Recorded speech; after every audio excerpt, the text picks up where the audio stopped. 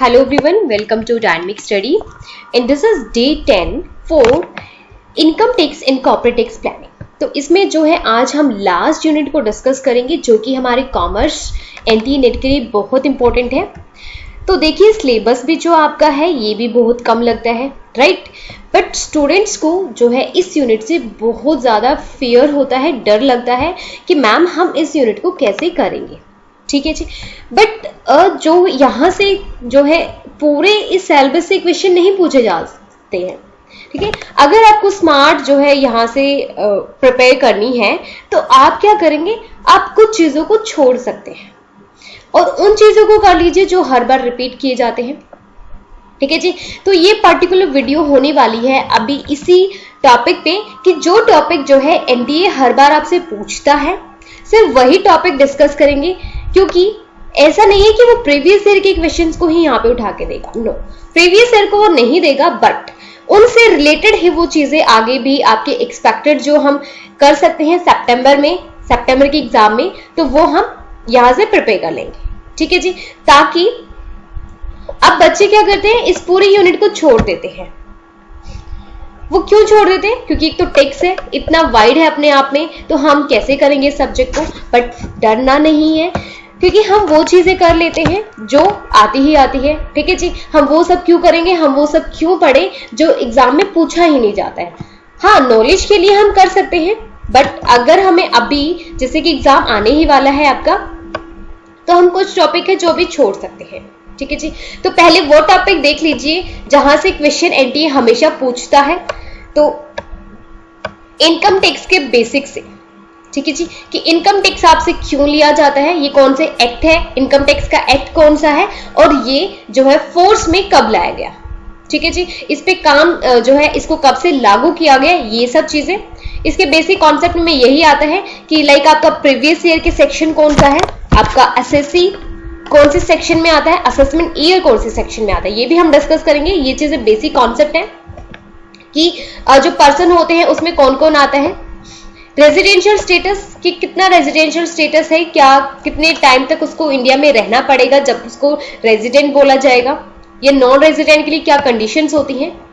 Exempted income most important, यहां से question पूछ लिया जाता है कि कौन सी एग्जम्प्टेड इनकम है, ठीक है जी। तो exempted income is also most important. Agriculture income से हमेशा क्वेश्चन पूछा जाता है। तो छोटा सा टॉपिक है, इसको जो है ये मत समझिए कि बहुत बड़ा टॉपिक है, नहीं, इसको पार्ट्स में कुछ चीजें ही है। इसमें एग्रीकल्चर इनकम में क्या क्या चीजें इंक्लूड की जाती है, और पार्शली एग्रीकल्चर इनकम कौन सी होती है, जो बिजनेस इनकम भी होती है और आपकी एग्रीकल्चर इनकम भी होती है। तो इसको जो है थोड़ा थोड़ा लाइक टी और कॉफी का क्या सेक्शन है, तो 60-40 से आप इसको लर्न कर सकते हैं कि 60 एग्रीकल्चर इनकम होती है और 40 आपकी जो है आपकी बिजनेस इनकम होती है। तो इस तरह से आप इसको लर्न कर सकते हैं एग्रीकल्चर इनकम को। तो ये वाला भी जो है एक बहुत ही शॉर्ट सा टॉपिक है, आप इसको इजीली कवर कर सकते हैं विद दिस सेक्शन। इसके सेक्शन यहाँ पे इंपॉर्टेंट हो जाते हैं। Competition of taxable income under various heads, अब यहाँ पे पूरा ही दे दिया, ठीक है जी, कि वेरियस हेड्स में लाइक आपका सैलरी के हेड में, प्रॉफिट एंड लॉस के हेड में, आपका जो है इसमें एग्रीकल्चर भी आ जाए, इसमें आपका जो है वो भी आ जाएगा, प्रॉफिट एंड लॉस आ जाएगा, ठीक है जी, सारे हेड्स इसमें आ जाएंगे, हाउस प्रॉपर्टी भी आ जाएगा। तो ये सारे हेड यहाँ पे आ जाएंगे।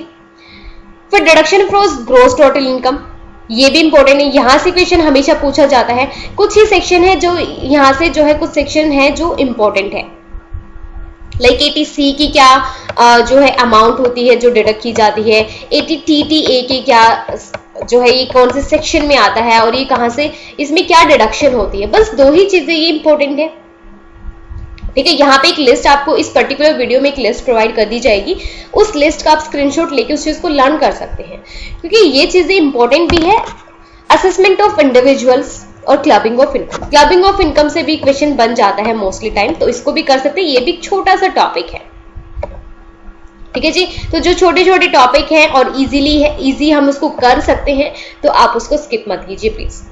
इंटरनेशनल टैक्सेशन से भी लास्ट टाइम क्वेश्चन बना था, डबल टैक्सेशन से, कि कौन से कंट्री के साथ कौन सा एग्रीमेंट साइन हुआ है, ठीक है जी। ट्रांसफर प्राइसिंग से भी आ जाता है क्वेश्चन, इस पर्टिकुलर वीडियो में ये टॉपिक भी कवर कराया जाएगा आपको।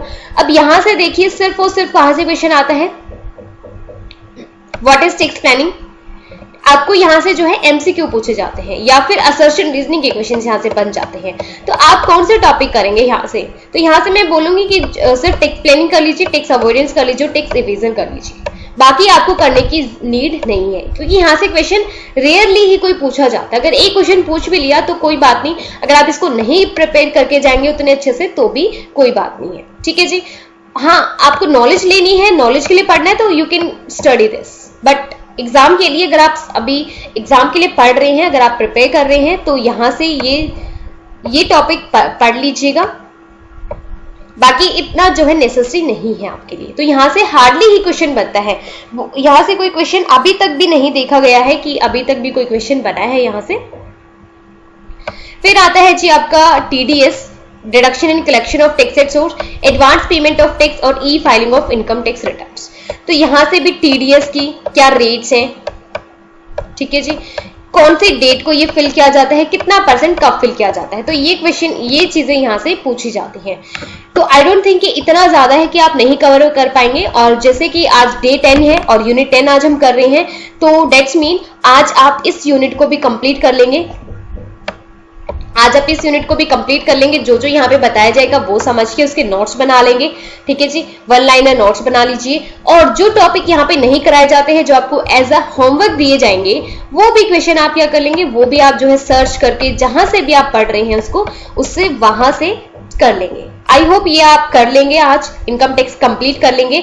देन अगेन जो है अभी जितना भी टाइम बचता है फिर आप पेपर 1 कर लीजिए या पेपर 2 की अगेन रिवीजन कर लीजिए, क्योंकि इसके बाद तो क्रैश कोर्स का जो आपका कोर्स है ये तो कंप्लीट हो जाएगा, राइट। तो आप इन्हीं को जो है रिपीट में देख सकते हैं वीडियोस को, या फिर आप अपनी अलग से कोई और चीजें लाइक एमसीक्यूज लगा सकते हैं, कोई मॉक टेस्ट आप दे सकते हैं, तो ये सारी चीजें आप कर सकते हैं, ठीक है। तो आई होप आपकी जो प्रिपरेशन है वो अच्छी चल रही है। एडमिट कार्ड का देखिए, अभी कुछ भी नहीं कह सकते कि एडमिट कार्ड कब आएगा, हो सकता है आज भी आ जाए, ठीक है जी। जैसे कि आज 14 है तो मे बी आज ही आ जाए आपके एडमिट कार्ड, तो आई विल से नथिंग, क्योंकि ये सारी चीजें जो है आपको डिस्ट्रैक्ट नहीं कर सकती हैं। आपको सिर्फ जो है अपनी पढ़ाई पे फोकस करना है, क्योंकि एग्जाम आज होता है, ठीक है, जिनके 16 को है वेरी गुड, जिनके 22, 23, जिनके जब भी है आपको सिर्फ पढ़ना है, ठीक है जी। तो इस पे टाइम वेस्ट नहीं करना है, मैं यही बोलूंगी, सिर्फ और सिर्फ पढ़ाई पे करना है। क्योंकि अगर मान लीजिए, मैं ये नहीं कह रही कि दिसंबर में होगा, बट अगर आप दिसंबर में भी करेंगे तब भी तो पढ़ के ही देना है, ठीक है जी। तो आई होप अब आपने जो है पढ़ भी लिया है, अच्छे से प्रिपेयर भी हो चुके हैं एग्जाम के लिए, तो हम वेट करेंगे अभी हमारा जो है एग्जाम हो जाए। तो स्टार्ट करते हैं इनकम टैक्स का बेसिक। तो इनकम टैक्स जो है सेंट्रल गवर्नमेंट हमसे लेती है। एंट्री 82 में, entry 82 of union list gives power to parliament to levy tax on income tax. तो इनकम टैक्स क्या है, एक डायरेक्ट टैक्स है, ठीक है जी। इनकम टैक्स एक्ट कौन सा है, इनकम टैक्स एक्ट 1961 है, कई बार यहाँ पे कंफ्यूज हो जाते हैं। तो इनकम टैक्स एक्ट जो है, एक्ट तो 1961 है, but came into force, apply कब हुआ, फोर्स में कब आया, ये आया आपका 1 अप्रैल 1962, 1 अप्रैल 1962 में, ठीक है जी। तो फाइनेंस मिनिस्टर जो है इंट्रोड्यूस करता है फाइनेंस बिल इन पार्लियामेंट, जो फर्स्ट शेड्यूल स्पेसिफाई करता है रेट ऑफ टैक्स। तो रेट ऑफ टैक्स से अगर क्वेश्चन आ जाए कि रेट ऑफ टैक्स कौन से शेड्यूल में आता है, तो रेट ऑफ टैक्स आता है आपका फर्स्ट शेड्यूल में, ठीक है जी। First schedule of income tax specify करता है रेट ऑफ टैक्सेस। अब आ जाती है यहाँ पे कुछ इंपॉर्टेंट डेफिनेशन। यहाँ पे जो है आपको डेफिनेशन के अंदर नहीं जाना है कि जैसे हम बाकी चीजों की डेफिनेशन को लर्न करते हैं, नहीं, यहाँ पे सिर्फ और सिर्फ सेक्शन इंपॉर्टेंट है, क्योंकि यहाँ से जो है मैच द फॉलोइंग में ये क्वेश्चन पूछे जाते हैं आपसे सेक्शन के। तो सेक्शन जो पर्सन है वो आपका सेक्शन में आता है 2 सबसेक्शन 31 में। पर्सन में इंक्लूड होते हैं आपके individual, HUF, Hindu undivided family, कोई company, firm, AOP, BOI, local authority, ये सब पर्सन में आते हैं। तो ये कवर किए जाते हैं section 2 under section subsection 31। SSC आता है आपका सेक्शन 2 सबसेक्शन 7, सेक्शन 2 सबसेक्शन 7 में। प्रीवियस ईयर सेक्शन 3 में, प्रीवियस ईयर आता है सेक्शन 3 में, ये सब इंपॉर्टेंट है। यहाँ से प्रीवियस ईयर के क्वेश्चंस भी अगर आप देखेंगे उठा के तो यहाँ से क्वेश्चंस पूछे जाते हैं एमसीक्यूज में, मैच द फॉलोइंग में। असेसमेंट ईयर आता है आपका, असेसमेंट ईयर आता है सेक्शन 2 सबसेक्शन 9। असेसमेंट ईयर कौन सा होता है? जिसमें आप जो है अपने इनकम टैक्स को फाइल करते हैं, ठीक है जी। प्रीवियस ईयर जो भी इनकम है, प्रीवियस ईयर में जो आपने इनकम अर्न की है वो इसमें जो है आप उसका टैक्स देते हैं, टैक्स भरते हैं, तो ये असेसमेंट ईयर में आप करते हैं। तो सेक्शन 2 सबसेक्शन 9 में अब हर बार जो है आप प्रीवियस ईयर की इनकम को असेसमेंट ईयर में नहीं टैक्स पे करेंगे। कुछ ऐसी इनकम होती है जिनको आप जो है प्रीवियस ईयर में ही, प्रीवियस जिस साल इनकम कमाई है आपने उसी साल आप जब उसका टैक्स पे करेंगे तो वो होता है कि प्रीवियस ईयर को ही आप असेसमेंट ईयर होता है, असेसमेंट ईयर ही आपका प्रीवियस ईयर होता है, ठीक है जी। वो कौन सी इनकम होती है यहाँ पे ये इंपॉर्टेंट है, तो वो मैं सिर्फ बताऊंगी आपको, आप जो है नोट्स बना सकते हैं। तो सेक्शन 172, सेक्शन 172 क्योंकि यहाँ से क्वेश्चन बनते हैं, ठीक है। और यहाँ पे इस पर्टिकुलर वीडियो में आपको हर चीज में ईच एंड एवरी टॉपिक नहीं करा रही हूँ, सिर्फ इंपोर्टेंट टॉपिक यहाँ पे डिस्कस कर सकते हैं। हो सकता है कुछ टॉपिक छूट भी जाए, बट जो यहाँ पे कराए जाएंगे वो सब यहाँ से आपके एक्सपेक्टेड एमसीक्यूज बन सकते हैं और लास्ट ईयर में पूछे भी गए हैं। सेक्शन 172 में वो इनकम आती है income of non resident, income of non resident from shipping business. कोई शिपिंग का बिजनेस कर रहा है तो शिपिंग के बिजनेस में जो है जो इसने इनकम अर्न की है उस पे उसी साल जो है टैक्स पे करना इज कवर्ड अंडर सेक्शन 172। तो इस ईयर में जिस टाइम उसने इनकम अर्न की उसी को हम असेसमेंट ईयर मान के उस पर टैक्स ले लेंगे जितना भी उसका टैक्स बनता है। सेक्शन 174 में, सेक्शन 174 में आता है आपका income of person living India permanently. अगर वो परमानेंटली हमें पता है कि वो पर्सन इंडिया को छोड़ देगा, इंडिया को छोड़ के चला जाएगा, तो उसे उसी साल में उससे उसकी इनकम पे टैक्स ले लिया जाएगा, वो कवर किया जाता है अंडर सेक्शन 174 में। Next is 174A, section 174A में कौन सी इनकम कवर की जाएगी? एसोसिएशन फॉर शॉर्ट ड्यूरेशन, ठीक है जी। कोई पर्सन थे, वो एसोसिएशन उन्होंने किया था, वो बिजनेस कर रहे थे, बट उनका जो एसोसिएशन था वो फॉर शॉर्ट ड्यूरेशन था, ओनली फॉर शॉर्ट ड्यूरेशन। अगर उनका शॉर्ट ड्यूरेशन के लिए था तो भी उनसे जिस ईयर में उन्होंने इनकम अर्न की है उसी ईयर में उनसे टैक्स ले लिया जाएगा, that is association for short duration. तो ये कवर किया जाता है अंडर सेक्शन 174A में। सेक्शन 175 में, सेक्शन 175 में वो इनकम कवर की जाती है जो अर्न की जाती है person trying to alienate his asset, कि उसको पता है कि वो अपनी एसेट्स को जो है ट्रांसफर कर देगा या जो है किसी तरीके से गायब कर देगा, तो उससे उसी साल में उसी टाइम इनकम ले ली जाती है, वो कवर की जाती है सेक्शन 175 में। सेक्शन 176 में वो इनकम आती है इनकम ऑफ डिसकंटिन्यूड बिजनेस। अगर आप डिसकंटिन्यूड बिजनेस से कि आगे अब जो है ये बिजनेस आपका डिसकंटिन्यू हो जाएगा, उससे अगर आपने प्रीवियस ईयर में कोई भी इनकम अर्न की है तो वो उसी ईयर में आपसे उसका टैक्स ले लिया जाएगा, दिस इज डिसकंटिन्यूड इनकम या फिर डिसकंटिन्यूड बिजनेस से। तो आई होप ये आपने जो है इसको नोट कर लिया है, या फिर आपने पहले से इस चीज को पढ़ा है तो बहुत अच्छा है, नहीं पढ़ा है तो यहाँ से इसको नोट कर लीजिए, क्योंकि यहाँ से ये टॉपिक जो है मोस्ट इंपॉर्टेंट है इनकम टैक्स में, ठीक है जी। तो this act impose a tax on income under following 5 head. तो फॉलोइंग 5 हेड्स, कौन कौन से हेड्स में आपसे टैक्स लिया जाता है, तो ये भी इंपॉर्टेंट है। कई बार इतना बेसिक क्वेश्चन भी बन जाता है कि आपके कितने टोटल हेड होते हैं, तो 5 हेड्स होते हैं। कौन कौन से होते हैं? इनकम फ्रॉम सैलरी होता है, income from business and profession, income in the form of capital gain, income from house property या फिर income from other sources. In term of income tax 1961 a person includes, अभी मैंने बताया person किस में आता है, सेक्शन 2 सबसेक्शन 31 में आता है। तो पर्सन में क्या क्या चीजें आती है, पर्सन में कौन कौन इंक्लूड होते हैं? Individual, company, firm, AOP, HUF, BOI, local authority, artificial judicially person. अब आती है आपकी टैक्स रेट, कि हमें किस रेट पे टैक्स पे करना पड़ेगा और कौन से आईटीआर फॉर्म में हमें जो है अपना टैक्स को फिल करके देना होता है। और कुछ न्यू टैक्स रिजीम भी आई है और अर्ली टैक्स रेट, तो ये आपके ऊपर डिपेंड करता है कि आप जो है न्यू टैक्स को फॉलो करेंगे या फिर अर्ली टैक्स को फॉलो करते हैं, ठीक है जी। ये कंप्लीटली जो है आपके ऊपर होता है, ऑप्शनल है, ये कोई आप पे जो है कोई कंपल्सरी नहीं है कि आप न्यू टैक्स रिजीम में ही आएंगे, ये आप पे जो है ऑप्ट किया गया है, ये ऑप्शनल है आप सबके पास।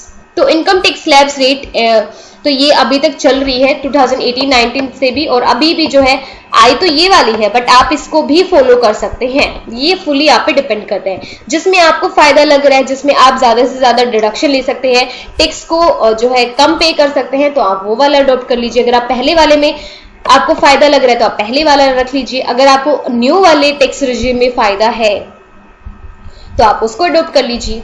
ठीक है, एक बार देख लेते हैं कि पहले वाला क्या था और नए वाले में कौन से टैक्स कितनी जो है टैक्स रेट लिया जाता है। तो जो अप टू 2,50,000, अब ये देखिए नॉन सीनियर सिटीजन और 16 अबव ईयर्स ऑफ एज और 80 ईयर्स ऑफ एज, यहाँ पे सबका दिया गया है। तो ये चार्ट आपके लिए बहुत इंपॉर्टेंट होने वाला है, तो you can take screenshot of this particular chart. ITR form का भी ले लीजिए आप। तो पहले देख लेते हैं कि किस पे जो है आप कितना इनकम फिल करेंगे, तभी तो आप ITR फॉर्म को फिल करेंगे। तो अप टू 2,50,000, अगर आपकी इनकम 2,50,000 तक है तो आपको कोई भी टैक्स पे नहीं करना है, निल। ठीक है, ना ही जो है एक जनरल कैटेगरी को फिल करना है, ना ही सीनियर सिटीजन को, ना ही वेरी सीनियर सिटीजन को। ठीक है जी, 2,50,000 तक को किसी को भी फिल नहीं करना है। अगर आपकी एज 60 से कम है, लेस देन 60 है, और आपकी इनकम 2,50,000 से 3 लाख के बीच में आती है, अगर आपकी 3 लाख या 2,50,000, अगर आपने टोटल इनकम जो है 3 लाख अर्न की है, तो आपको 5% टैक्स पे करना पड़ेगा। अगर आप सीनियर सिटीजन है तब भी कुछ नहीं करना, अगर आप वेरी सीनियर सिटीजन है आपको तब भी कुछ नहीं करना, तब भी कोई भी टैक्स जो है पे नहीं करना। अगर आप लेस देन 60 ईयर्स है तो आपको 5% टैक्स देना पड़ेगा। फिर अगर आपकी इनकम जो है 3 लाख से 5 लाख के बीच में पड़ती है, 3 लाख से 5 लाख के बीच में, आपको 5% टैक्स पे करना पड़ेगा। अगर आप सीनियर सिटीजन है तो भी 5% देना पड़ेगा, और अगर आप वेरी सीनियर सिटीजन है तो आपका अप टू 5 लाख पे भी कुछ भी टैक्स आपको नहीं पे करना पड़ेगा। फिर आती है 5 लाख से 10 लाख, अगर आपकी अप टू 10 लाख है तो 5 लाख से 10 लाख के बीच में जो है आपकी 20% आपको टैक्स रेट पे करना पड़ेगा। अगर आप सीनियर सिटीजन है तो भी 20, और अगर आप वेरी सीनियर सिटीजन है तो आपको सीधा 20% पे ही आना पड़ेगा। अगर आपकी इनकम 5 लाख तक है और आप वेरी सीनियर सिटीजन है, 80 ईयर्स अबव है, तो आपको कोई टैक्स पे नहीं करना है। अबव 10 लाख, अगर आपकी इनकम अबव 10 लाख है तो जनरल कैटेगरी में 30% है, सीनियर कैटेगरी में 30% है, और वेरी सीनियर कैटेगरी में भी 30% आपको टैक्स पे करना पड़ेगा। ठीक है जी, तो वेरी सीनियर सिटीजन को कहां तक की जो है एग्जम्पशन मिलती है, तो वो उसको up to 5 lakh, up to 5 lakh अगर उसकी इनकम है तो उसको कोई भी टैक्स पे नहीं करना पड़ता है, वो फ्री होते हैं। और अगर आप 60 बट लेस देन 80 ईयर्स है तो आपको 3 लाख तक का कोई भी टैक्स पे नहीं करना पड़ता। अगर आप 3 लाख से अब आपकी इनकम है, ईयरली इनकम है, तो आपको 5% पे करना पड़ेगा। अब आ जाते हैं न्यू टैक्स स्लैब्स पे। तो यहाँ पे भी जीरो इनकम से 2.5 लाख तक जो है आपका जो निल है टैक्स रेट, पहले भी निल था अब भी निल है। ठीक है जी, बट फिर क्या था 2.5 लाख, 2,50,000 से अगर आपकी 5 लाख इनकम है तो न्यू टैक्स रेट में भी 5% है और ओल्ड में भी 5% था। अब यहाँ पे जो है स्लैब्स को बढ़ा दिया गया है। अब पहले था 5 लाख से 10 लाख में, अब आता है सीधा 5 लाख से 7.5 लाख में। ठीक है, तो 5 लाख से अब 3 से 5 लाख वाला जो ये था ये खत्म कर दिया है, ये वाली स्लैब खत्म कर दी है, तो अब सीधा क्या कर दिया 5% कर दिया। तो यहाँ पे जो है 10% आएगा, एक्चुअली यहाँ पे 10% आएगा। इसको 3 लाख से अप टू 5 लाख में उसको 10% पे करना पड़ता है। ठीक है जी, इसको करेक्ट कर लीजिएगा। तो 5 लाख से अगर 7.5 लाख के बीच में अगर आपकी इनकम है तो आपको 10% पे करना पड़ेगा, और अर्लियर में आपको 20% पे करना पड़ता था, है ना। ये 5 से 20 में आपको 20 पे करना पड़ता था, बट आप 5 लाख से 7.5 लाख अगर आपकी इनकम है तो 10% पे करना पड़ा है। अगर 7.5 लाख से 10 लाख तक की है तो 15% न्यू रिजीम में, 10 लाख से 12.5 लाख है तो आपको 20% पे करना पड़ेगा। अगर 12.5 लाख से 15 लाख है तो 25%, और अगर 15 लाख से अबव है तो आपको 30% टैक्स पे करना पड़ेगा। ठीक है, ये आपका ओल्ड है। तो ओल्ड में चाहे आप 10 लाख से अबव, अगर आपकी इनकम 10 लाख से अबव थी तो सिर्फ 30% ही देना पड़ता था। अब अगर आपकी इनकम 12.5 लाख से 15 लाख है तब आपको 25 देना पड़ रहा है, और 15 लाख से ज्यादा है तो आपको 30% देना पड़ रहा है। ठीक है, अब आपने अपना टैक्स कैलकुलेट कर लिया होगा सभी हेड्स को टोटल करके। अब यहाँ पे आईटीआर फॉर्म देख लेते हैं। अगर आपकी जो इनकम है वो सैलरी या पेंशन से है, या कोई रेंटल इनकम है from house property, income from other sources है, तो आपको आईटीआर फॉर्म 1 फिल करना पड़ेगा। आईटीआर फॉर्म 1 फिल करना पड़ेगा। इसका दूसरा नेम होता है सहज, इसको आप सहज भी बोलते हैं। तो 1 जून 2019 में यहां से क्वेश्चन बना था कि सहज का फॉर्म कौन सा होता है, तो सहज का फॉर्म कौन सा होता है, आईटीआर 1। आई थिंक उन्होंने सुगम पूछा था आपसे। ठीक है जी, टोटल जो फॉर्म होते हैं वो 7 होते हैं, टोटल फॉर्म होते हैं 7। अब आईटीआर 2 में क्या होता है, आईटीआर 2 में अगर आपकी जो इनकम है वो सैलरी या पेंशन से है, या फिर rental from house property, income from capital gain से, या फिर अदर सोर्सेज से है, तो आपको आईटीआर 2 फॉर्म फिल करना पड़ेगा। उस केस में आपको जो फॉर्म फिल करना पड़ेगा it will be ITR 2 for individual HUF। जो इस हेड में नहीं आए थे, वो आईटीआर 2 फिल करेंगे। अब आईटीआर 3 किसके लिए होते हैं, हैविंग इनकम बिजनेस और प्रोफेशन, जिनकी इनकम आती है फ्रॉम बिजनेस और प्रोफेशन से, जो बिजनेस या प्रोफेशन में आते हैं तो उनको आईटीआर 3 फिल करना पड़ता है। आईटीआर 4 होता है फॉर प्रिजम्पटिव इनकम, बिजनेस जिनकी जो इनकम होती है वो जो है हायरिंग, लीजिंग, इन सब से आती है, तो उनको आईटीआर 4 फिल करना पड़ता है, 4 फिल करना पड़ता है। इसको बोला जाता है जो है सुगम।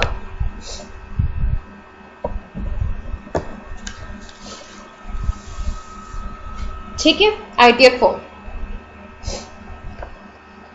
फिर आईटीआर 5 आता है आपका, क्योंकि मैंने बताया आईटीआर जो है टोटल फॉर्म 6 होते हैं, तो आईटीआर 5 जो होता है आपका for other than individual HUF company only firm. यहाँ पे आईटीआर फॉर्म में ओनली फर्म, क्योंकि आईटीआर फॉर्म में सिर्फ और सिर्फ बिजनेस और प्रोफेशन वाली इनकम थी, लाइक हायरिंग, लीजिंग, इन सब से थी। आईटीआर 5 में आपका ओनली फर्म या फिर AOP या फिर BOI। आईटीआर 6 में आपकी जो है company other than company claiming under section 11। यहाँ पे कंपनी आती है, बट जो सेक्शन 11 से अलग जो कंपनी होती है वो इसमें आती है। ठीक है, ये इतनी इंपॉर्टेंट है नहीं सेक्शन।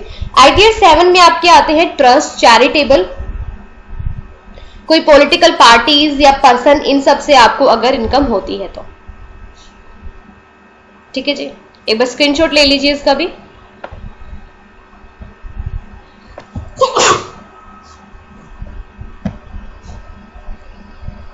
चलिए जी, स्क्रीनशॉट ले लीजिए, और क्योंकि ये वाले जो टॉपिक है ये बहुत इंपॉर्टेंट है। आईटीआर 1 को क्या बोला जाता है, आईटीआर 1 को सहज बोला जाता है, आईटीआर 4 को सुगम बोला जाता है। किस पर्सन कौन सी कैटेगरी में आएगा, किसको कौन सा फॉर्म फिल करना है, ये यहाँ पे इंपॉर्टेंट है। Let's look at the reason why do we pay taxes, कि हम टैक्सेस क्यों पे करते हैं। टू प्रोवाइड बेसिक फैसिलिटीज, ताकि हर एक कंट्री के सिटीजन के पास बेसिक फैसिलिटीज हो, क्योंकि जो गवर्नमेंट को जो रेवेन्यू होती है वो टैक्स से ही होती है, और जो उसकी रेवेन्यू होती है वो किसमें जो है उसको इन्वेस्ट करता है, हेल्थ केयर में, इलेक्ट्रिसिटी में, रोड्स में, एजुकेशन में, free house for poor, water supply, police, fire fighter, judicial system, इन सब में। ठीक है जी, तो फाइनेंस मल्टीपल गवर्नमेंट चीजें जो होती है, यहाँ पे फंड देने का काम भी जो है यहीं से आता है, रेवेन्यू से ही जाता है। Protection of life, dissatisfaction with taxes. अब क्यों हम उससे डिससेटिस्फाइड है, क्योंकि जो टैक्स रेट है वो 2 आई है। Unpaid tax is collected from peoples, government is wasting tax money, inefficiency, मतलब वो जो है हमारे जो उनको इनकम होती है जो हम टैक्स पे कर रहे हैं, तो लोगों का मानना है कि जो गवर्नमेंट है वो उस टैक्स मनी को वेस्ट कर रही है। स्पेंडिंग मनी ऑन रॉन्ग और अननेसेसरी थिंग्स, तो ये हमारी डिससेटिस्फेक्शन है टैक्सेस को लेके, कि हम तो पे कर रहे हैं बट वो जो है सही चीजों में नहीं लगा रही है, वेलफेयर नहीं हो रहा है, तो ये सब। ठीक है, अब आ जाते हैं एग्जम्प्टेड इनकम। तो exempted income is most important topic, तो यहाँ से जो है पूरा ही जो भी हम यहाँ पे इस स्लाइड में कवर करने वाले हैं ये भी मोस्ट इंपोर्टेंट है। तो देखिए, हम स्टेप बाय स्टेप कुछ भी नहीं कर रहे हैं, जो भी इंपॉर्टेंट है सिर्फ वही टॉपिक कवर किए जा रहे हैं इसमें। एग्जम्प्टेड इनकम कौन कौन सी, एग्रीकल्चर इनकम सेक्शन 10 सबसेक्शन 1 में जो आती है वो एग्जम्प्टेड इनकम होती है, ये रही। कोई पक विजिट्स या फिर allowances paid by government to its employees, तो वो भी जो है एग्जम्प्टेड इनकम में आते हैं सेक्शन 10 सब सेक्शन 7 में।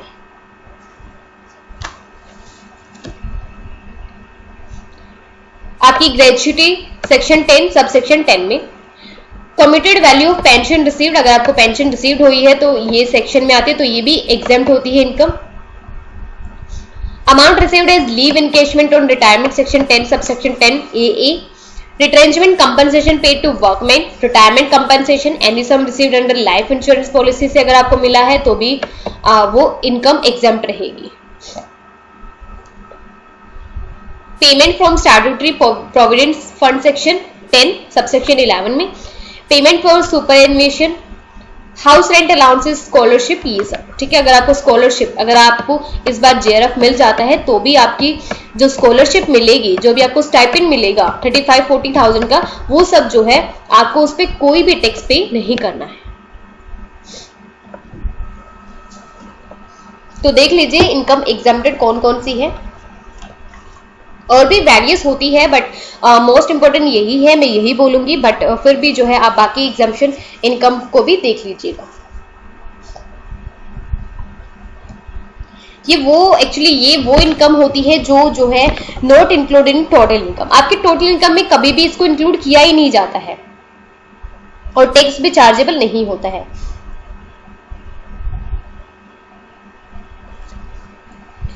तो income tax slab, income up to 2,50,000 no tax, हमें ये पता है 2,50,000 से 5%, 5 लाख से 10 लाख, 10 लाख पे 20%, मोर देन 10 लाख है तो 30%। ठीक है जी, यहाँ पे ये भी कवर करा दिया गया है आपको। अब कंप्यूटेशन ऑफ टैक्स लायबिलिटी, अगर आपको इनकम टैक्स कैलकुलेट करना है, टैक्स लायबिलिटी आपकी कितनी बन रही है, तो उनके क्या क्या स्टेप्स हैं, तो ये स्टेप्स भी इंपॉर्टेंट है। पहले आप क्या करेंगे, रेजिडेंशियल स्टेटस देखेंगे, फिर इनकम को क्लासिफाई करेंगे अंडर डिफरेंट हेड कि आपने कौन सी इनकम कहां से अर्न की है।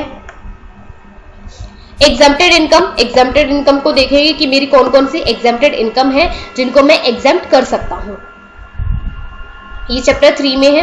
Computation of income under each head, फिर क्लबिंग करते हैं आप इनकम की सेट ऑफ, फिर कैरी फॉरवर्ड करते हैं लॉसेस को। Computation of gross total income, clubbing of जो है set of and carry forward वाले टॉपिक हम अभी यहां से कवर करके जाएंगे। तो देखिए जी, अगर आपको लॉस होता है हाउस प्रॉपर्टी से, अगर आपको लॉस होता है हाउस प्रॉपर्टी से, तो आप उसको अप टू 8 ईयर्स, अगर आपको हाउस प्रॉपर्टी से अगर आपको कोई लॉस हो रहा है तो आप उस लॉस को up to 8 years carry forward कर सकते हैं। ठीक है, यहां से क्वेश्चन बनते हैं कि जो है हाउस प्रॉपर्टी के लॉस को आप कब तक कैरी फॉरवर्ड कर सकते हैं, तो आप 8 ईयर्स तक कैरी फॉरवर्ड कर सकते हैं। अगर आपको बिजनेस और प्रोफेशन से कोई लॉस हो रहा है, ठीक है जी, बिजनेस प्रोफेशन से लॉस होता है, तो आप उसको कितने ईयर्स तक जो है कैरी फॉरवर्ड कर सकते हैं, ये भी आप 8 ईयर्स तक कैरी फॉरवर्ड कर सकते हैं। अगर आपको स्पेकुलेशन बिजनेस से, अगर आपका जो है लॉस हो रहा है स्पेकुलेशन से, तो आप उसको ओनली 4 ईयर्स तक कैरी फॉरवर्ड कर सकते हैं। अगर आपको शॉर्ट टर्म कैपिटल लॉस हो रहा है, अगर आपको शॉर्ट टर्म कैपिटल लॉस हो रहा है तो आपको up to 8 years short term capital, अगर शॉर्ट टर्म कैपिटल लॉस है तो आप उसको 8 ईयर्स तक उसको कैरी फॉरवर्ड कर सकते हैं, उसको कवर कर सकते हैं। और आप कवर भी कहां से करेंगे, आप उसको कवर कर सकते हैं लॉन्ग टर्म कैपिटल गेन से या फिर शॉर्ट टर्म कैपिटल गेन से। तो इसका ईयर्स क्या रहेगा, 8 ईयर्स तक आप इसको कैरी फॉरवर्ड कर सकते हैं। लॉन्ग टर्म कैपिटल गेन्स को आप up to 8 years carry forward कर सकते हैं। But long term capital loss को, अगर लॉन्ग टर्म कैपिटल लॉस है तो आप उसको लॉन्ग टर्म कैपिटल गेन से ही सेट ऑफ कर सकते हैं। लॉन्ग टर्म कैपिटल गेन से ही जब आपको प्रॉफिट हुआ है उसी से आप इसका लॉस को सेट ऑफ कर सकते हैं, किसी दूसरे जो है हेड से नहीं कर सकते हैं। अगर आपको रेसेस या फिर हॉर्स से, अगर आपका बिजनेस है रेसेस हॉर्स में, अगर उसमें आपको लॉस हो रहा है तो आप उस जो है उसके लॉस को कैरी फॉरवर्ड कर सकते हैं अप टू 4 ईयर्स। तो ये लर्न कर लीजिएगा प्लीज। और जो अनएब्जॉर्ब डेप्रिसिएशन होता है, यहां से क्वेश्चन बनता है, उसको आप इंडेफिनेट पीरियड तक जो है कैरी फॉरवर्ड कर सकते हैं जब तक आपका बिजनेस चलता है। कोई स्पेसिफाइड पीरियड्स इसका नहीं है। और आप इसको किसी भी हेड से कर सकते हैं, डेप्रिसिएशन को जो है सेट ऑफ किसी भी हेड से कर सकते हैं एक्सेप्ट सैलरी। अगर आपका सैलरी से ही आपकी इनकम हो रही है तो आप उसको डेप्रिसिएशन को वहां से सेट ऑफ नहीं कर सकते। ये इसकी एग्जम्पशन थी और ये था आपका set of and carry forward of losses. ठीक है, तो इनकी इनका जो है टैक्स रेट का जो स्लैब है वो हम एक बार देख लेते हैं कि वो भी क्या है। लॉन्ग टर्म कैपिटल गेन पे देखिए, लॉन्ग टर्म कैपिटल गेन पे 20% आपको टैक्स पे करना पड़ता है। लॉन्ग टर्म कैपिटल गेन, ठीक है जी, लॉन्ग टर्म कैपिटल गेन 20%। इनके सेक्शन भी इंपॉर्टेंट है। सेक्शन है आपका सेक्शन 112, यहां पे सेक्शन लिख रही हूं, यहां पे जो है रेट। शॉर्ट टर्म गेन है, अगर आपको शॉर्ट टर्म कैपिटल गेन हो रहा है तो आपको 15% से उसका टैक्स पे करना पड़ेगा, और ये आता है सब आपका सेक्शन 11A में। अगर आपकी कैजुअल इनकम से, अगर आपकी इनकम जो है गैम्बलिंग, लॉटरिंग, बैटिंग इन सब से हो रही है तो आपको जो है 30% टैक्स पे करना पड़ता है, या फिर हॉर्स रेस से यहां पे भी आपको 30% पे करना पड़ता है। इनकम बाय डिविडेंड, अगर आपकी इनकम जो है वो डिविडेंड से आ रही है तो आपको जो है 10% पे करना पड़ेगा। अगर कोई जो है डिविडेंड जो है, अगर आपकी एक्सीडिंग 10 लाख है, अगर आपकी इनकम जो है डिविडेंड से अगर 10 लाख से ज्यादा होती है तो आपको जो है 10% पे करना पड़ता है। वैसे डिविडेंड पे आपको टैक्स पे नहीं करना पड़ता है, वो ऑलरेडी डिडक्ट हो जाता है। बट अगर आपकी इनकम 10 लाख से ज्यादा है डिविडेंड इनकम, तो आपको 10% टैक्स पे करना पड़ेगा। अनएक्सप्लेन मनी, कोई अनएक्सप्लेन मनी है जिसकी एक्सप्लेनेशन आपको पता ही नहीं है, तो गवर्नमेंट आपसे क्या करेगी, 60% टैक्स ले लेगी। ठीक है जी, जिसकी एक्सप्लेनेशन आपको नहीं पता है तो उस पूरी इनकम पे आपसे 60% टैक्स चार्ज कर लेगी। तो यहां से ये भी इंपॉर्टेंट है। इसका सेक्शन होता है 11(115) BBE, अनएक्सप्लेन मनी का। तो अनएक्सप्लेन, जैसे अनएक्सप्लेन ई होता है, अनएक्सप्लेन का ई होता है, तो यहां से जो है आप ये याद रख सकते हैं। अगर मैच द फॉलोइंग में आता है तो BBE, ठीक है जी, इसके लास्ट में ई आता है। तो आई होप ये रेट जो है आपको कवर आपको हो गई होंगी, आपको पता चल गया होगा कि कौन से जो है गेन पे, कौन सी इनकम पे आपको कौन सा टैक्स पे करना पड़ता है। ठीक है जी, अब पूरी चीजें पढ़ने की जरूरत नहीं है। अब हमने यहाँ पे पढ़ लिया कि शॉर्ट टर्म कैपिटल गेन से 20% देना है, अगर कोई अनएक्सप्लेन मनी है तो 60% देना है विद दिस सेक्शंस। तो ये सेक्शन इंपॉर्टेंट है। अब आता है कि कुछ जो है डिडक्शंस हमें मिलती है। देखिए यहाँ पे हम इसका जो है स्टेप्स कर रहे थे, तो set of and carry forward losses हमने कर लिया।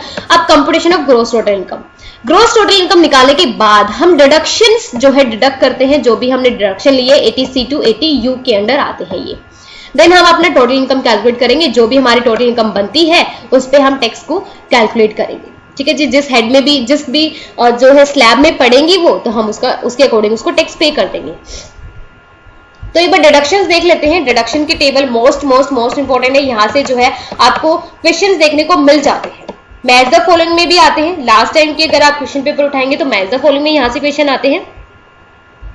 तो 80C में जो है, जो आपको अलाउड लिमिट है, मैक्सिमम लिमिट है, वो 1,50,000 की है। तो इन्वेस्टमेंट इन PPF में करते हैं, NSC में करते हैं, LIC में करते हैं, children tuition fees, principal repayment of home loan, ULIPs, ELSS, sum paid to purchase effort, fixed year deposit scheme है, सीनियर सिटीजन सेविंग स्कीम है, contribution to notified pension fund है, म्यूचुअल फंड या UTI है। तो आपको 1,50,000 तक की deduction यहाँ पे मिल जाती है, तो आप इसको क्लेम कर सकते हैं ग्रोस टोटल इनकम के बाद। फिर आता है 80CCC। अगर आपने कोई अमाउंट है डिपॉजिट करा है एन्युटी प्लान ऑफ LIC में, अगर 80CCD सबसेक्शन 1 में employees contribution to NPS account, अगर मैक्सिमम अप टू 1,50,000 आपको यहाँ पे डिडक्शन मिल सकती है। ठीक है जी। 80CCD IB additional contribution to NPS अगर आप करते हैं तो 50,000 की आपको डिडक्शन मिलेगी यहाँ पे। 80TTA, ये सेक्शन इंपॉर्टेंट है। 80TTA, यहाँ पे अगर आपकी इंटरेस्ट इनकम है सेविंग अकाउंट से, अगर आपने सेविंग अकाउंट में पैसा डाला हुआ है, अगर उससे जो आपकी इनकम होती है 10,000 से अगर ज्यादा आपको इनकम मिल रही है तो उस पे जो है टैक्स पे करना है आपको। अगर 10,000 तक है तो आपको डिडक्शन मिल जाएगी, ठीक है। उसके बाद फिर आपका कुछ टैक्स रेट आपको जो है यहाँ पे डिडक्शन नहीं मिलेगी, कुछ टैक्स रेट से आपको इस पे टैक्स पे करना पड़ेगा। Interest income from saving account, अगर आपका सेविंग अकाउंट है उससे आपको इंटरेस्ट हो रहा है, इंटरेस्ट मिल रहा है, अगर वो इंटरेस्ट 10,000 से कम है तो आपको 80TT के अंडर डिडक्शन मिल जाएगी, आप इसको क्लेम कर सकते हैं। 80TTB, 80TT ये हमने देखा interest income from saving account. 80TTB exemption of interest, यहाँ पे exemption of interest from banks, post office अगर आपको मिलता है तो ये applicable only to senior citizen, ये तो था सबके लिए। यहाँ पे सीनियर सिटीजन जो होते हैं उनको 50,000 तक का जो है डिडक्शन यहाँ पे मिल जाती है, मैक्सिमम जो लिमिट है उसकी 50,000 है। 80GG for rent paid when HRA is not received, अगर आप HRA पे कर रहे हैं जब जो है आपको एम्प्लॉयर से कोई भी HRA नहीं मिल रहा है तो ये lease of rent paid minus 10% of total income, ये क्राइटेरिया हमें पता है। 80E किसके अंदर आता है? इंटरेस्ट ऑन एजुकेशन लोन, अगर आपने एजुकेशन लोन लिया है ई से एजुकेशन और 80D ई से, तो interest for a period of 8 years, तो अगर आप वो इंटरेस्ट पे कर रहे हैं 8 ईयर्स तक तो वो यहाँ पे आपको अलाउड हो जाता है। 80EE interest on home loan for first time home owners, तो 50,000 तक का है। 80CCC में राजीव गांधी अगर आपको इक्विटी शेयर से है तो 50% ऑफ अमाउंट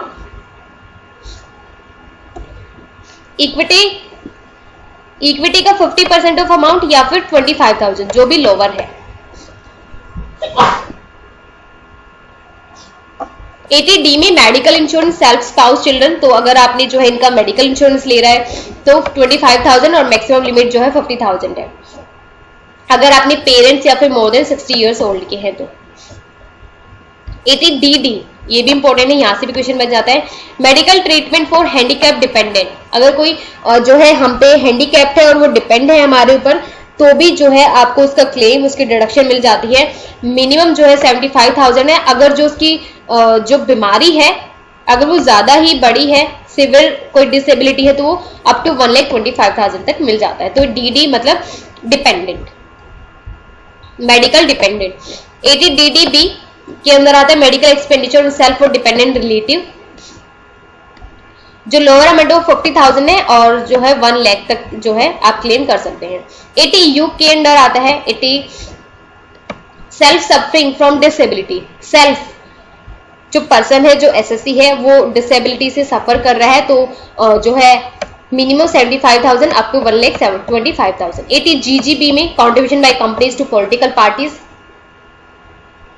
पॉलिटिकल पार्टीज को कोई कॉन्ट्रीब्यूशन दिया है, कोई डोनेशन दिया है तो भी जो है amount contributed not allowed if paid in cash, तो कैश में नहीं देना है आपको, ये जो है आपको ऑनलाइन आपको पे करना होता है तो ही आपको इसकी डिडक्शन मिलेगी। 80GGC के अंदर आता है इंडिविजुअल टू पॉलिटिकल पार्टीज।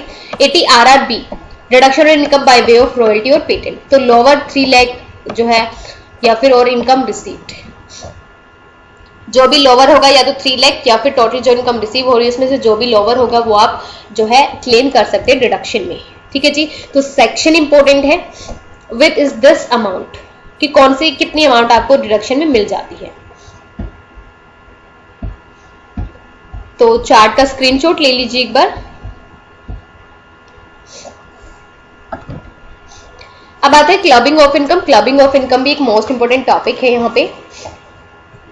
उससे पहले मैं आपको एक छोटा सा टॉपिक और करा देती हूँ सरचार्ज का, ठीक है जी। सरचार्ज होता है आपका टैक्स ऑन टैक्स, ये भी मोस्टली टाइम आपसे पूछा जाता है कि व्हाट इज सरचार्ज, तो टैक्स ऑन टैक्स, जब आप टैक्स पे भी टैक्स पे करते हैं दैट इज सरचार्ज। और ये सरचार्ज आप कब पे करते हैं? ऐसा तो नहीं है कि आपकी 5 लाख इनकम है तब भी आप पे टैक्स ले लेंगे, नहीं, टैक्स पे टैक्स तब लेते हैं जब वो जो लिमिटेड इनकम है वो बियॉन्ड हो जाती है, ज्यादा इनकम होती है। लाइक ये इस केस में होती है अगर आपकी इंडिविजुअल है, अगर आप HUF है, अगर आप AOP है या BOI से इनकम अगर आपकी हो रही है और वो 50 लाख से ज्यादा इनकम है, अगर वो इनकम 50 लाख से ज्यादा है, 50 लाख से ज्यादा अगर वो इनकम है तो आपको सरचार्ज पे करना पड़ेगा 10% का, तो आपको सरचार्ज पे करना पड़ेगा 10%। अगर आप कोई फर्म है, अगर आपकी कोई फर्म है या कोई भी लोकल है या फिर कोई कोऑपरेटिव एसोसिएशन है आपका, कोई भी कोऑपरेटिव सोसाइटी से हैं आप, और अगर आपकी इनकम मोर देन 1 करोड़ है, ठीक है जी। 5 लाख के लिए तो हमने बता दिया कि 10% है। अगर आपकी जो इनकम है वो 1 करोड़ से भी अबव है तो आपको पे करना पड़ेगा 12%। तो आपको 12% से उस पूरी इनकम पे आपको टैक्स पे करना पड़ेगा अगर इनकम मोर देन 1 करोड़ है तो। फिर आता है अगर आपकी इनकम 1 करोड़ से भी ज्यादा है, मोर देन 1 करोड़ है बट लेस देन 2 करोड़, तो आपको पे करना पड़ेगा अप टू 15%। तो ये सरचार्ज जो है मोस्ट इंपोर्टेंट है, टैक्स ऑन टैक्स। तो कई बार डेफिनेशन भी पूछ ली जाती है या फिर ये पूछ लिया जाता है कि अगर आपकी इनकम अप टू 1 करोड़ है, लेस देन 2 करोड़ है, तो आपको कितना जो टैक्स रेट है वो पे करना पड़ेगा, तो वो 15% पे करना पड़ेगा। बट अगर आपकी इनकम मोर देन 2 करोड़ भी है, अगर मोर देन 2 करोड़ इनकम है बट लेस देन 5 करोड़ है, तो अगर आप इस कैटेगरी में आते हैं तो आपको पे करना पड़ेगा अप टू 25%। ये होता है आपका सरचार्ज। तो इसके भी शॉर्ट नोट्स बना लीजिए क्योंकि यहां से भी क्वेश्चन जो है पास्ट ईयर के क्वेश्चन पेपर अगर आप उठा के देखते हैं तो यहां से ही क्वेश्चन आपको डेफिनेटली मिलता है। एक रिबेट का कॉन्सेप्ट होता है, रिबेट का, जिसपे आपको टैक्स पे, अगर आपकी इनकम अप टू 5 लाख है तो गवर्नमेंट आपको कुछ जो है डिडक्शन देती है, उस पे वो फिक्स होती है अप टू 12,500 कि पूरी इनकम टैक्स पे आपको जो है 12,500 का वो आपको रिबेट दे देती है, आपको छूट दे देती है। वो आता है आपका ओनली तब आप उसको क्लेम कर सकते हैं अगर आपकी इनकम 5 लाख से ज्यादा है। तो लास्ट ईयर ये भी क्वेश्चन देखने को मिला था कि आपको इनकम दे दी गई थी, आई थिंक 3 लाख का कोई इनकम दे दी गई थी, तो आप उस पर टैक्स रेट निकालना था। तो स्टूडेंट्स ने क्या करा, सिर्फ और सिर्फ जो है इसका ये 3 लाख है तो अप टू 2,50,000 तो जो है निल होती है, फिर 3 लाख से 50,000 पे 5% होता है। तो स्टूडेंट्स ने इस 50,000 पे 5% निकाल दिया और बस हमारी इनकम आ गई, ठीक है।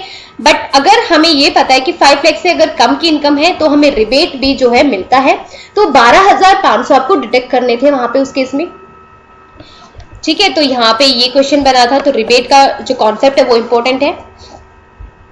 अब इसका सेक्शन भी इंपॉर्टेंट है, ये किस सेक्शन में आता है, under section 87 sub section A में, ठीक है जी। तो रिबेट का कॉन्सेप्ट भी इंपॉर्टेंट है, ये भी कर लीजिएगा। अब आता है clubbing of income of spouse and children. इसमें 2 ही टॉपिक से मेनली आपसे से क्वेश्चन पूछा जाता है, और भी चीजें हैं इसमें, बट मेनली यहां से आता है कि अगर आपने क्लबिंग ऑफ इनकम, अगर आपने क्या किया, इनकम टैक्स से बचने के लिए, अपने इनकम टैक्स की लायबिलिटी को कम करने के लिए आपने क्या करा, अपनी प्रॉपर्टी को या फिर अपने जो है कुछ कैश को अपने बच्चों को दे दिया, या फिर आपने अपने स्पाउस को दे दिया। अगर कोई वाइफ है तो वो अपने हस्बैंड को दे देती है, अगर हस्बैंड है तो वो अपनी वाइफ को दे देता है।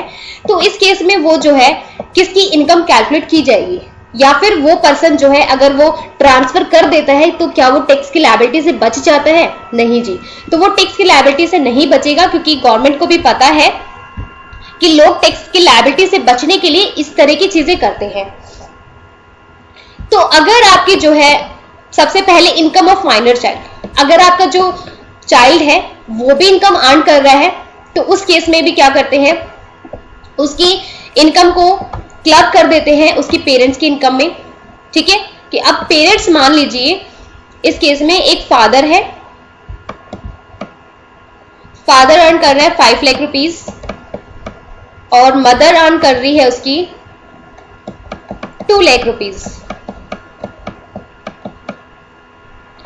और जो चाइल्ड है वो भी अर्न कर रहा है, मान लीजिए 3 लाख रुपीस अर्न कर रहा है, ठीक है। अब वो 3 लाख अर्न करेगा, तो ऐसा तो नहीं है कि अगर चाइल्ड तो ज्यादा अर्न कर रहा है और उसको टैक्स भी पे ना करना पड़े, तो वो टैक्स की लायबिलिटी से बच नहीं सकता है। अब उसको क्या करना पड़ेगा, गवर्नमेंट ने क्या करा है, उसको टैक्स पे करना पड़ेगा, बट उसकी जो इनकम है वो क्लब कर दी जाएगी उसके पेरेंट्स की इनकम में। अब किस केस में क्लबिंग नहीं की जाएगी और किस केस में क्लबिंग की जाएगी, तो सबसे पहले इंपॉर्टेंट है कि किस केस में उसकी इनकम को क्लब नहीं किया जाएगा। अगर उसकी इनकम, अगर माइनर चाइल्ड इनकम अर्न कर रहा है 3 लाख रुपीस, अगर तो वो अर्न कर रहा है मैनुअल वर्क से,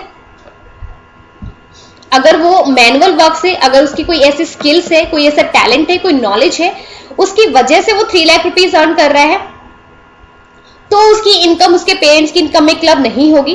अगर कोई माइनर चाइल्ड, डिसेबल्ड चाइल्ड है जो सेक्शन 80U में आता है, उस केस में भी उसकी जो इनकम है वो क्लब नहीं की जाएगी उसके पेरेंट्स में, बट उसकी कब एप्लीकेबल की जाएगी, क्लबिंग ऑफ एप्लीकेबल कब होगा, all other cases like investment income या फिर इंटरेस्ट इनकम। अगर चाइल्ड के नाम पे कोई प्रॉपर्टी है, उस प्रॉपर्टी से अगर वो इंटरेस्ट अर्न कर रहा है, तो जो इंटरेस्ट होगा उस पर चाइल्ड को नहीं पे करना है इनकम टैक्स, बल्कि वो इनकम जो है डीम्ड इनकम होगी उसके पेरेंट्स की, क्योंकि पेरेंट्स ने कहीं ना कहीं उससे टैक्स से बचने के लिए बच्चे के नाम पे उसको ट्रांसफर कर दिया है। तो इस केस में जो है बच्चे को नहीं देना पड़ेगा उस पर टैक्स, बट जो इनकम होगी वो उसके पेरेंट्स की इनकम मानी जाएगी, that will be deemed income. Clubbing will be done in the hands of parents whose total income is greater. अब इसका क्या रोल है कि फादर की इनकम 5 लाख है और मदर की 2 लाख है, तो जिसकी इनकम ज्यादा होगी पेरेंट्स में से, फादर की या मदर की जिसकी इनकम ज्यादा होगी, whose total income is greater without including such income, तो यहाँ पे उसके ये वाली इंटरेस्ट इनकम जो बच्चा अर्न कर रहा था, तो वो इसकी इनकम में ऐड कर दिया जाएगा, क्योंकि वो जो है पेरेंट्स की इनकम ही मानी जाएगी, एक तरह से डीम्ड इनकम इसको बोला जाता है, तो इसमें वो एप्लीकेबल हो जाएगी। ठीक है जी। मैक्सिमम रुपीज 1500 है एग्जम्पशन पर चाइल्ड। सिर्फ 1500 अगर वो अर्न कर रहा है तो एग्जम्प्ट हो जाएगी, बट अगर वो इनकम कहीं ना कहीं इंटरेस्ट की इनकम या कोई और अदर इनकम है, कोई इन्वेस्टमेंट इनकम है, कोई शेयर्स डिबेंचर्स उसने ले रखे, तो अगर उस पर कोई इनकम हो रही है, अगर वो 1500 से ज्यादा है, तो उस केस में फादर को या मदर को जिसकी भी इनकम ज्यादा है उसको टैक्स पे करना पड़ेगा। I hope this is clear to you. Next आता है क्लबिंग ऑफ इनकम, स्पाउस की इनकम।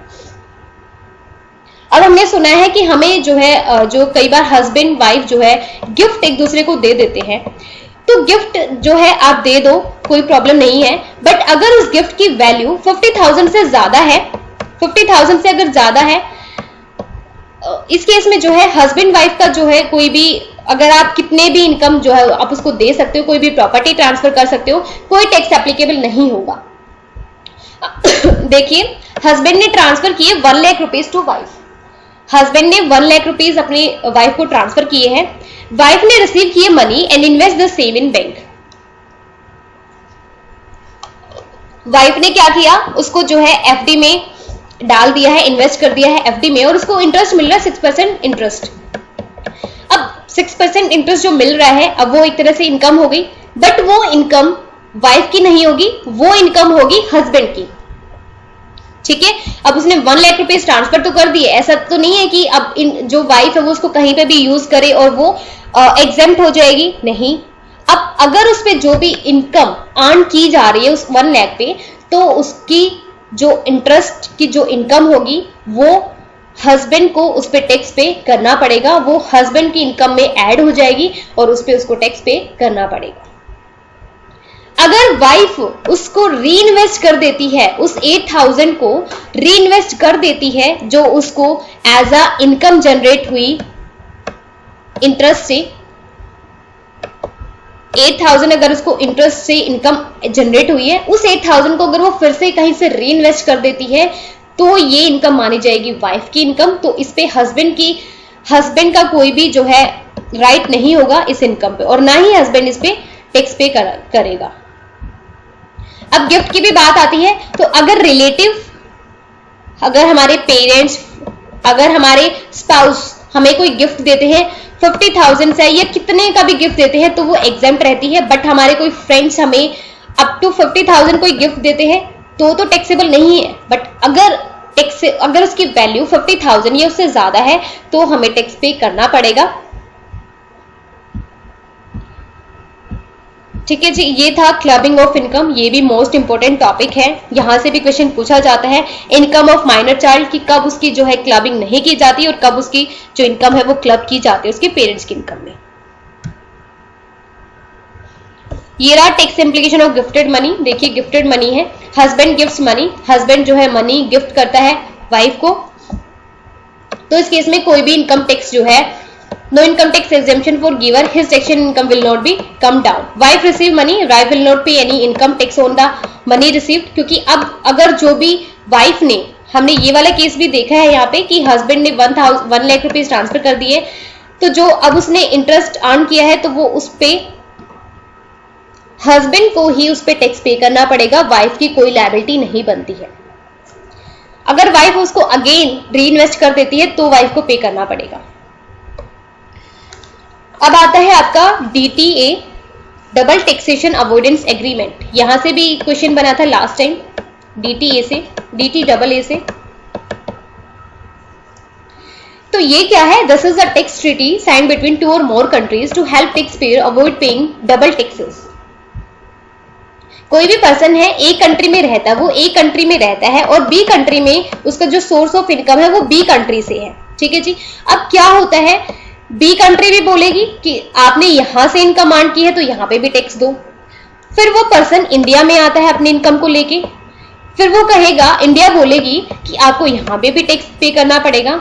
तो अब उसकी जो भी बची हुई इनकम थी वो तो सारी उसकी टैक्स में चली जाएगी, ठीक है।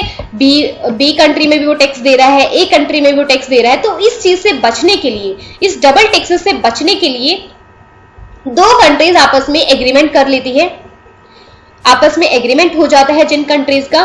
फिर वो क्या करती है, फिर एक ही कंट्री में टैक्स लिया जाता है, ठीक है जी। तो उसी कंट्री में टैक्स लिया जाएगा जहां पे वो अर्न कर रहा है। फिर बी से जब वो ए कंट्री में आएगा, अब वहां पे इंडिया में उससे कोई भी टैक्स नहीं लिया जाएगा क्योंकि ऑलरेडी वो वहां पे टैक्स पे करके आ चुका है। तो जो ये टैक्स होते हैं ये होता है बाइलेटरल टैक्स और यूनिलेटरल टैक्सेस। तो यहाँ पे ये इंपॉर्टेंट है, बाइलेटरल टैक्सेस क्या होते हैं और यूनिलेटरल टैक्सेस क्या होते हैं। तो जो है DTAA can be either be comprehensive, ये जो टैक्स होता है वो कॉम्प्रिहेंसिव भी हो सकता है। Accentuating all income sources, limited to certain areas, कुछ एरियाज होते हैं सिर्फ वहां तक लिमिटेड होता है। Which mean taxes of income from shipping, inheritance, air transport, ये सब। तो जिसके साथ कॉम्प्रिहेंसिव एग्रीमेंट होता है वो कौन कौन सी कंट्रीज है। लास्ट टाइम यहां से क्वेश्चन बना था कि आपको कंट्री दे दी गई थी, तो इनके साथ कौन सा एग्रीमेंट है इंडिया का। तो देखिए जी, अगर ऑस्ट्रेलिया है, कनाडा है, यूनाइटेड अरब एमिरेट्स है, कोई जर्मनी है, मॉरिशस है, सिंगापुर है, यूनाइटेड किंगडम है, कोई यूनाइटेड स्टेट्स ऑफ अमेरिका है, यूएसए है, तो इनके साथ इंडिया का कौन सा एग्रीमेंट हुआ है, दैट इज कॉम्प्रिहेंसिव एग्रीमेंट। यहां पे मैंने आपको दिया भी है कि ये लिस्ट है कंट्रीज की कि कौन सी कंट्रीज के साथ। अब देखिए पाकिस्तान के साथ है, पाकिस्तान के साथ लिमिटेड मल्टीलेटरल एग्रीमेंट है, कॉम्प्रिहेंसिव एग्रीमेंट नहीं है, लिमिटेड है, मतलब यहां पे कुछ लिमिट सेट की गई है बस। फिर है आपका और लिमिटेड कौन सी कंट्री के साथ है ये आपको देखना है। अफगानिस्तान के साथ भी लिमिटेड एग्रीमेंट है इंडिया का। साउथ अफ्रीका के साथ कॉम्प्रिहेंसिव एग्रीमेंट है, मॉरिशस के भी साथ कॉम्प्रिहेंसिव, ऑस्ट्रेलिया के साथ भी कॉम्प्रिहेंसिव एग्रीमेंट है, ऑस्ट्रिया के साथ भी कॉम्प्रिहेंसिव है, बांग्लादेश के भी साथ देखिए लिमिटेड मल्टीलेटरल एग्रीमेंट है। तो ये कुछ कंट्रीज है, कुछ लाइक हमारी नेबर कंट्रीज है, इनका देख लीजिएगा कि इनके साथ कौन सा एग्रीमेंट साइन कर रखा है। इसके ऑब्जेक्टिव्स क्या होते हैं, to increase transfer of technology, ताकि लोग जो है ट्रांसफर करने में या फिर इंटरनेशनल ट्रेड करने में उनको किसी ये ना हो कि हमारी सारी इनकम चाहे हम कुछ भी अर्न कर ले वो सारा टैक्स में चले जाएगा।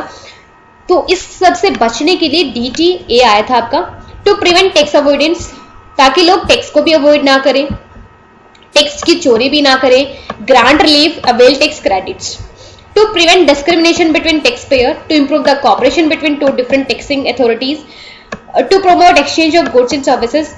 यहाँ से ऑब्जेक्टिव इंपॉर्टेंट है, ये भी आपसे जो है असर्शन रीजनिंग में पूछे जा सकते हैं, ठीक है जी। तो ये यहाँ से भी ऑब्जेक्टिव कर लेना, क्योंकि अगर आप एक टॉपिक को कर रहे हो तो उसको कंप्लीट कर लीजिए। अब DTAA में इतना कुछ नहीं है, सिर्फ बाइलेटरल यूनिलेटरल के सेक्शन आपको देखने हैं, कौन सी कंट्री के साथ कौन सा एग्रीमेंट हुआ है। पहले ये इतना इंपॉर्टेंट नहीं था, अब जैसे कि लास्ट ईयर में इसका क्वेश्चन बन चुका है तो वी कैन एक्सपेक्ट कि नेक्स्ट ईयर सितंबर में भी इससे यहाँ से क्वेश्चन पूछा जा सकता है। जरूरी नहीं है सेम कंट्री से पूछा जाए, बट जो है आप कुछ कंट्रीज हैं वहां से भी पूछा जा सकता है। अब आता है यहाँ से मोस्ट इंपोर्टेंट टॉपिक जो है आपका tax planning, tax management and tax evasion, tax avoidance also. तो यहाँ से कैसे क्वेश्चन बनते हैं, यहाँ से बनता है आपका असर्शन रीजनिंग का, ठीक है जी। लास्ट टाइम भी असर्शन रीजनिंग के यहाँ से क्वेश्चंस बने थे, तो यहां से मैच द फॉलोइंग वाला क्वेश्चन तो नहीं बनेगा, ये तो कंफर्म है। तो असर्शन रीजनिंग या फिर एमसीक्यूज में बन सकते हैं। तो इन टॉपिक को बहुत अच्छे से करके जाइए क्योंकि ये कॉर्पोरेट टैक्स में आते हैं और ये टॉपिक मोस्ट इंपॉर्टेंट है। सर बेसिक से चीजें हैं, अगर आप कुछ चीजें लर्न कर लेते हैं तो आपको ये डेफिनेशन लर्न हो जाती है। तो टैक्स प्लानिंग का ऑब्जेक्टिव क्या? टैक्स प्लानिंग का ऑब्जेक्टिव है to reduce tax liability to minimum. आपको टैक्स प्लानिंग इस तरह से करनी है, जितनी भी आपको डिडक्शन मिल रही है, रिबेट मिल रही है, वो सब आपको क्लेम करनी है। टैक्स प्लानिंग आपको करनी है, अपने टैक्स को मैनेज करना है अच्छे से। It is futuristic in its approach, ये फ्यूचर के लिए होता है क्योंकि ये प्लानिंग किसके लिए होती है? फ्यूचर के लिए होती है कि कब क्या करना है, कैसे करना है, कौन करेगा, ये सारी चीजें। आपका टैक्स मैनेजमेंट होता है relates to past. Tax management objective to compare with the provision of law, it is wide in its coverage and include tax management. Tax planning बहुत वाइड है, इसी में टैक्स मैनेजमेंट आता है। It has a limited scope, but tax management का scope जो है limited है।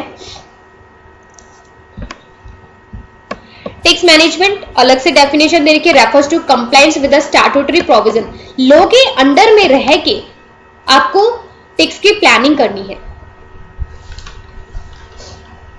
It includes maintenance of accounts, अपने अकाउंट्स को अच्छे से मेंटेन कीजिए, फिलिंग ऑफ रिटर्न को फाइल कीजिए, पेमेंट ऑफ टैक्सेस कीजिए, डिडक्शन जितनी भी है वो ले लीजिए, आप टाइमली पेमेंट कर दीजिए एडवांस टैक्स का, सो डेट आपको पेनल्टी पे ना करनी पड़े।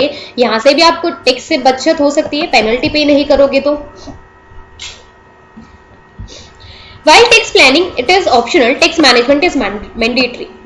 टैक्स मैनेजमेंट क्या है? मैंडेटरी है। टैक्स मैनेज तो आपको करना पड़ेगा, बट टैक्स प्लानिंग ऑप्शनल है। बट अगर आप टैक्स प्लानिंग कर लेते हैं तो आप जो है बहुत अमाउंट में आप अपना टैक्स सेव कर सकते हैं। ये एक जो है वाइजफुल काम होता है कि आपको अच्छे से मैनेज करना है, हर चीज दिमाग का यहाँ पे यूज करना होता है कि आप कैसे टैक्स को बचा सकते हैं। पुअर टैक्स मैनेजमेंट में lead to levy of interest. अगर आपने पुअर टैक्स मैनेज कर रखा है तो उससे क्या हो सकता है? इंटरेस्ट ज्यादा पे कर सकते हैं आप पेनल्टी दे सकते हैं, प्रोसिक्यूशन हो सकता है, सम केसेस आपको जो है हैवी फाइनेंशियल लॉस भी हो सकता है। बट अगर आप टैक्स प्लानिंग कर सकते हैं तो आप इन सब चीजों से बच सकते हैं। नेक्स्ट आता है tax planning, tax avoidance, tax evasion. अब इन तीनों में एक कॉमन डिफरेंस दे रखा है। तो टैक्स प्लानिंग क्या है? लीगल है। टैक्स अवॉइडेंस लीगल है, बट टैक्स एवेजन क्या है? इलीगल है।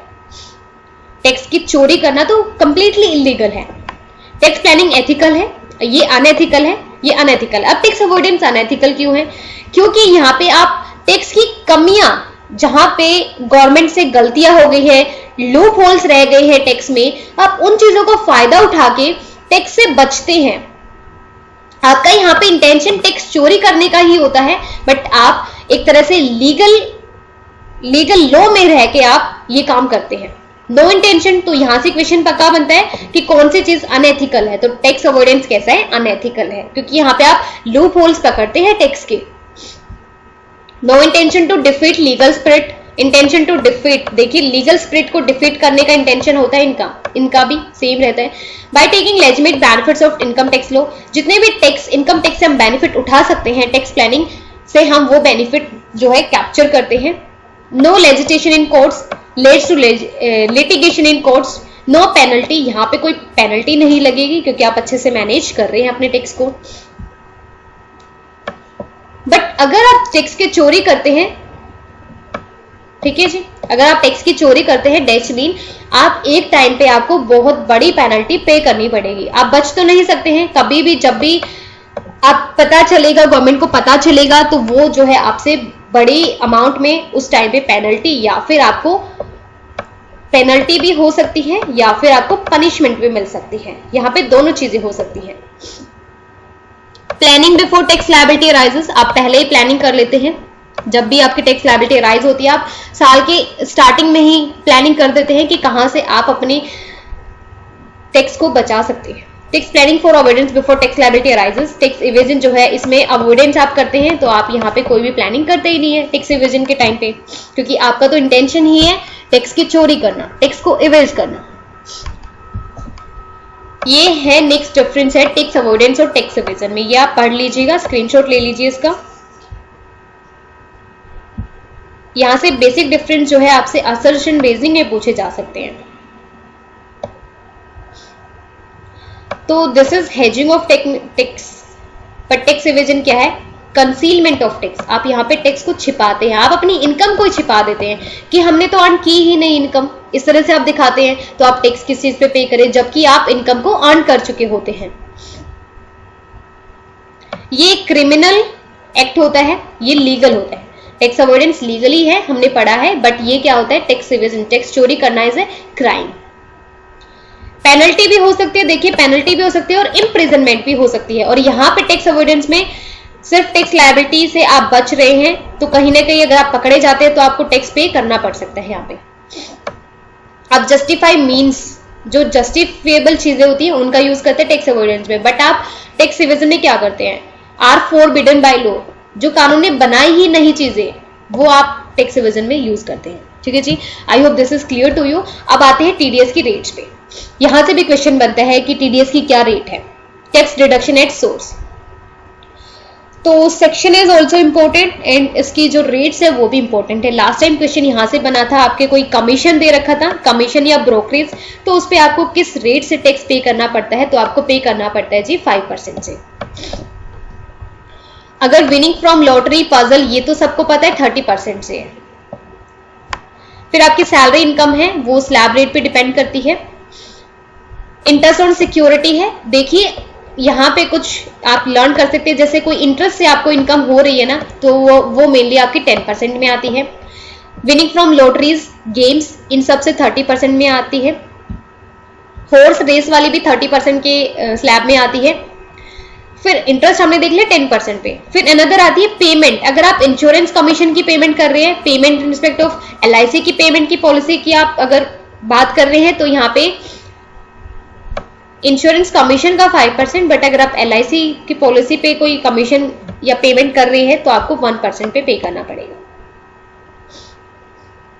अगेन अगर आपको commission sale of lottery tickets, अगर लॉटरी की टिकट्स आप सेल कर रहे हैं तो उस पर जो कमीशन है वो भी 5% से है।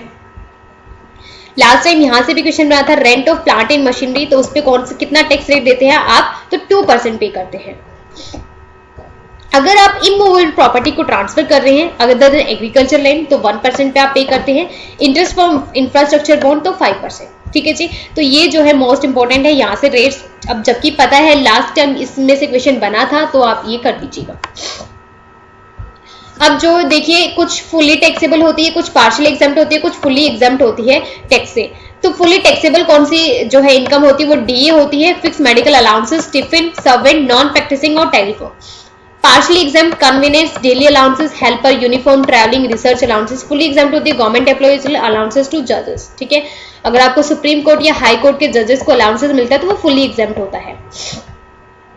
ठीक है जी, अब एग्रीकल्चर इनकम क्या होती है और नॉन एग्रीकल्चर इनकम क्या होती है? तो agriculture income, such income must satisfy the following 3 condition. कौन सी इनकम को हम एग्रीकल्चर इनकम मानेंगे? तो ये agriculture income section 10 under section 1 में आती है। अगर आपको रेंट या रेवेन्यू से जो है कोई भी इनकम हो रही है, रेंट और revenue should be drive from land, the land must be use for agriculture. जो लैंड है वो आप सिर्फ एग्रीकल्चर पर्पज के लिए यूज कर रहे हैं, वो लैंड जो है सिचुएटेड अगर इंडिया है तो आप जो है एग्रीकल्चर इनकम में एग्जेम्प्ट हो सकते हैं। बट कुछ नॉन एग्रीकल्चर या फिर पार्शियल एग्रीकल्चर इनकम भी होती है, तो वो कौन सी होती है? अगर आपको पोल्ट्री फार्मिंग से इनकम हो रही है, bee hiving, income from sale of spontaneously grown trees, income from dairy farming, purchase of standing crop, dividend paid by company out of its agriculture. ठीक है जी, तो यहाँ से भी लास्ट टाइम क्वेश्चन बना था, तो ये एग्रीकल्चर का टॉपिक बिल्कुल भी स्किप नहीं करना है। अब देखते हैं, अब यहाँ से भी वही क्वेश्चन देख लेते हैं, पार्शली इनकम कौन सी होती है? तो अगर आप रबड़ मैन्युफैक्चरिंग कर रहे हैं, रबड़ मैन्युफैक्चरिंग है, तो आपका 35 और 65% बनता है। 65 मतलब जो ज्यादा होगी वो एग्रीकल्चर इनकम है, जो कम होगी वो बिजनेस इनकम ट्रीट करते हैं। अगर आप कॉफी का है, कॉफी से अगर आपकी इनकम हो रही है तो 25 जो है बिजनेस, 25% बिजनेस इनकम होगी, नॉन एग्रीकल्चर और एग्रीकल्चर इनकम होगी 75%। ठीक है जी, इनकम फ्रॉम टी का जो रेशियो होता है वो होता है 40-60 का, 40% एंड 60% का। और जो income from head, income under head salary आता है तो वो 15 to 17 आता है। जो ये टॉपिक था ये जो है आपका यू ऑल नो कि हेड सैलरी में से था, और जो हेड सैलरी होती है 15 और 17 के सेक्शन में आती है।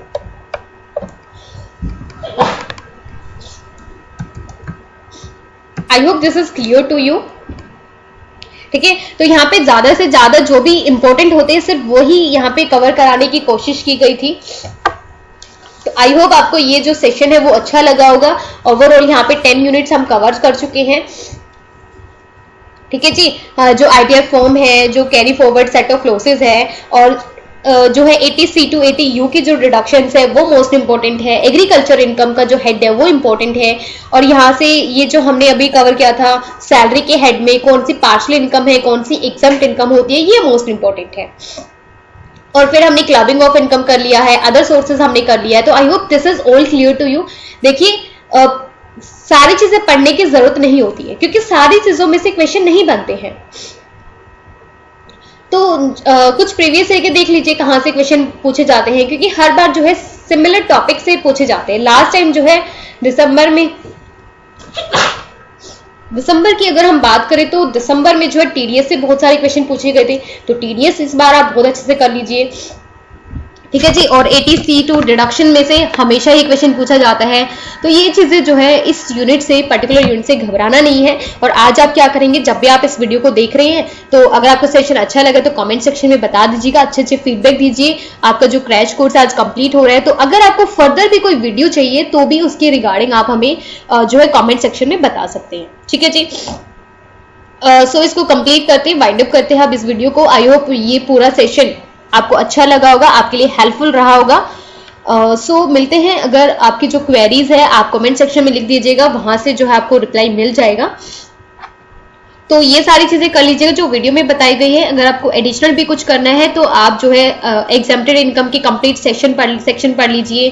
बट ओवरऑल मैंने आपको सारा कवर करा दिया। अगर आप इतना भी कर लेते हैं तो भी जो है इजीली आप अटेम्प्ट कर सकते हैं। तो देखिए अच्छे से एग्जाम दीजिएगा। एग्जाम जो है एडमिट कार्ड आपके आ ही जाने हैं। ठीक है जी, ऐसा नहीं है कि एडमिट कार्ड नहीं आएंगे, तो एडमिट कार्ड तो आ ही जाने हैं। तो प्रिपेयर कर लीजिए अपने आप को, सारे यूनिट्स को अच्छे से कर लीजिए, कोई भी यूनिट स्किप नहीं करनी है। एक पर्टिकुलर यूनिट भी अगर आप स्किप करते हैं तो मान लीजिए आप जेआरएफ वहां पे छोड़ के जा रहे हैं, आप जेआरएफ तो खुद छोड़ के जा रहे हैं। ठीक है, तो कोई भी यूनिट्स जो है स्किप नहीं करनी है। इवन इनकम टैक्स को बहुत अच्छे से कर लीजिए, तो आपके लिए बहुत बेनिफिट रहेगा। सो जो है thank you so much, keep on watching, keep on learning.